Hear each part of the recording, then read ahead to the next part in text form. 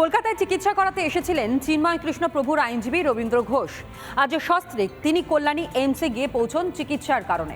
রবীন্দ্র ঘোষ তার পরিষ্কার বক্তব্য, বাংলাদেশের পরিস্থিতি এখনো পর্যন্ত একই আছে। অন্যদিকে জানুয়ারি 2 তারিখ চিন্ময় প্রভুর মামলার শুনানিও রয়েছে। সেই মামলার শুনানিতে উপস্থিত থাকবেন তিনি। আর এদিন আরও একবার বাংলাদেশের পরিস্থিতি নিয়ে উদ্বেগ ধরা দিল তাঁর গলাতে।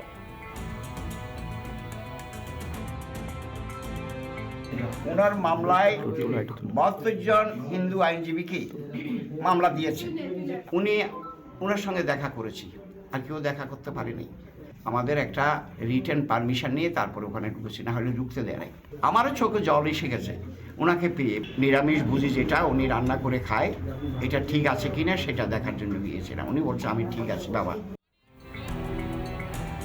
নমস্কার, রিপাবলিক বাংলা আপনাদের প্রত্যেককে স্বাগত জানাই। রিপাবলিক বাংলা জেলা সদর নিয়ে আজ আপনাদের সঙ্গে রয়েছে আমি তনয়া। আমাদের এই রাজ্য, আমাদের এই জেলার কোথায় কি ঘটছে কি না ঘটছে প্রত্যেকটা খবর আপনাদের সামনে শুরু করব এবং দেখাবো। যেমনটা প্রথমেই নজর রাখবো মেমারির দিকে। মেমারিতে যে ঘটনা ঘটেছে, শুধুমাত্র গাঁজার পাচারকারীকে গ্রেফতার করা হয়েছে তা নয়, থরে থরে রাখা টাকা তাও উদ্ধার করা হয়েছে। বাড়ির বাংকারে সেখানে থরে থরে টাকা রয়েছে, কোথাও 500 বান্ডিল, কোথাও 20 টাকার বান্ডিল।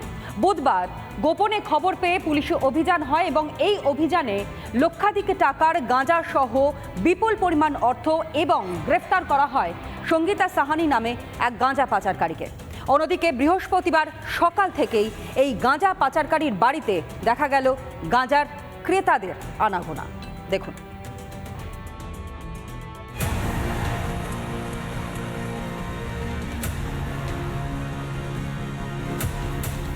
লালপরি সাহানি ওরফে চাচি এবং সঙ্গীতা সাহানি তার মেয়ে মেমারি শহরে 1 নম্বর ওয়ার্ডে একদম প্রকাশ্য দিবালোকে তারা মাদক বিক্রি করছিলেন। এখনও আজকের দিনেও তারা যেসব যারা ক্রেতারা তারা এই বাড়িতে আসছেন তারা মাদক কেনার জন্য, এবং তার বাড়িতে চাবি রেখে সবাই কিন্তু এই বাড়ির থেকে ঘুরে যাচ্ছেন।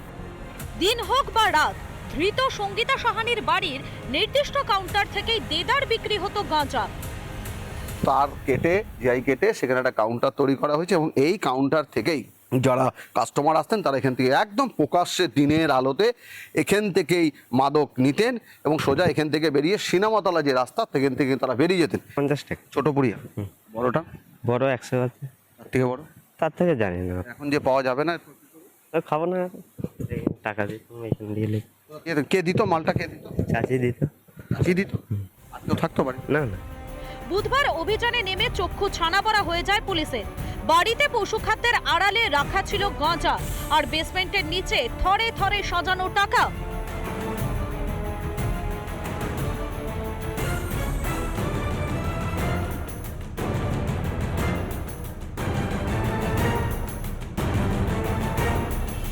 এর ভিতরে কিন্তু গরু রাখা হতো।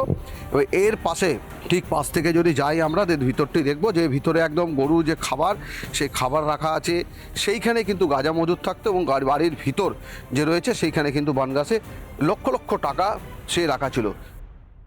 প্রত্যেক দিনের মতোই আজও গাঁজা কিনতে সঙ্গীতার বাড়িতে ভিড় জমান ক্রেতারা। সাংবাদিক দেখে তারা কোনো ক্রমে পালিয়ে বাঁচার চেষ্টা করেন। আমি খাওয়ার জন্য একটু নিই, 50 টাকা 20 টাকা। 50 টাকা 20 টাকা তাহলে এখন গাঁজাই কিনতে নিতে এসেছিলেন? হ্যাঁ, নেশা করি, খাই। সেটাই জিজ্ঞাসা করছি। হ্যাঁ। তাহলে আপনার বোন হয় না? হ্যাঁ, হয়তো। মানে এমনি পাতানো বোন? হ্যাঁ। গাঁজা নিতে এসেছিলেন আপনি? না। তাহলে কোথায় এসেছিলেন বলুন? সয়ের কসম বুঝে গাঁজা নিতে না, আমার একটা বন্ধু সাথে দরকার ছিল। কোন বাড়িটা? এখন তার বাড়ি নেই, একটাই তো বাড়ি। ও স্যার, সরুন না। তো দিনের আলোতে বিক্রি করে? হ্যাঁ হ্যাঁ। কতদিন থেকে? তা জানি না, আমি আজকে এসেছিলাম মেমারি এই কেনাকাটা করতে, তাই নিতে এলাম। তোমার বাড়ি কোথায়? আমার বাড়ি মেমারিতে। হ্যাঁ। বাইরে থেকে লোক আসে? তা জানি না, ওইসব জানি না। কোথা থেকে আসতো এই বিপুল গাঁজা আর কে কে জড়িত এই কারবারের সঙ্গে তদন্ত করে দেখছে মেমারি থানার পুলিশ। হুগলি লোকসভা আসন জিতলেও তার বিধানসভা এলাকায় বেশ কিছু জায়গায় যেমনটা পিছিয়ে রয়েছে তৃণমূল কংগ্রেস। জনসংযোগের কথা বারংবার বলা হয় যে তৃণমূল কংগ্রেসের যারা নেতারা রয়েছে তাদের জনসংযোগ কোন জায়গায় রয়েছে। সেখানেই আপনাদেরকে জানিয়ে রাখি, এই জনসংযোগের নামে কার্যত হারানো ভোট পুনরুদ্ধারের মরিয়া চেষ্টা চালাচ্ছে শাসক দল তৃণমূল কংগ্রেস। যাই কিছু হোক না কেন, সামনেই করা নাড়ছে 2026-এরও বিধানসভা নির্বাচন।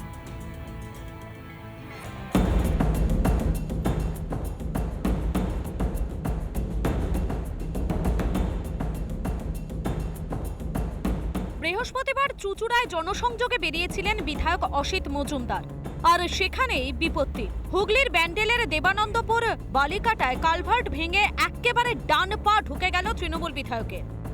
নেতা চোট পেতেই জল বরফ দিয়ে শুশ্রূষার চেষ্টা তো হলোই, কিন্তু ব্যথা থামার নাম নেই।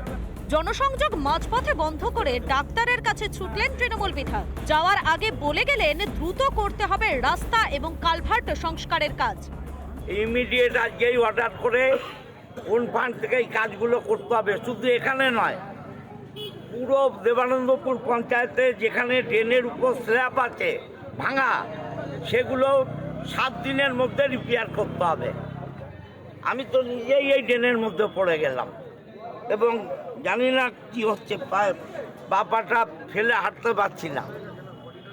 ঢুকেছে ডান পা, কিন্তু চোট লেগেছে বা পায়ে। শাসক তৃণমূলের তৈরি রাস্তা, তৃণমূলের তৈরি কালভার্ট, তার যে কি অবস্থা এদিন যেন হাড়ে হাড়ে টের পেলেন দলেরই বিধায়ক। আজকে আপনার পা ঢুকবে বলে আজকে অনুভব করবেন, মানে এরকম কথা তো মানুষ বহু অভিযোগ করে যে স্ল্যাবগুলোর মাঝখানে না না, এগুলো আমি নিজেও বহু জায়গায় বলেছি, কিন্তু